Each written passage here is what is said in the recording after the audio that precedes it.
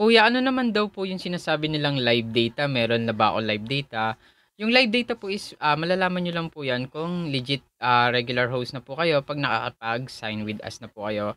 Sa live data po kasi makikita po dito yung total hours niyo, total, gift receiving niyo. So, ito yung example niya.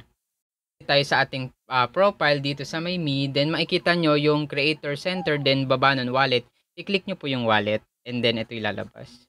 Po ng wallet, piliin niyo po yung beans except sa may diamonds. Pagka-click niyo ng beans, yung dalawang choices sa may upper left side, ito po yung lalabas niya. Kiklik niyo lang po yun dito yung live data. Sa may earn, exchange diamond, Bigo Store, exchange rewards. Ang kiklik niyo lang po dito is yung live data para makita niyo po yung total hours niyo and total gift receiving. Pagka-click niyo, ito po yung lalabas.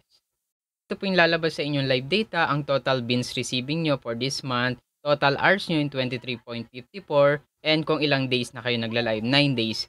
Then, kung makikita nyo dito sa baba, yung sa may beans, ito po yung history ng mga quota nyo last month. May 14, 8,000, 6,000, 7,000, 8,000, 6,000, and this month is nasa 1,000 ka pa lang. So, ayan po yung live data. Malalaman mo lang po na register host ka na or verify big host ka na pag meron ka na pong live data. And then nakapag-register ka na sa inyong agency, and ayun lang, malalaman ng agency niyo kung ano na yung total history ng inyong income. So, yun lang, good luck.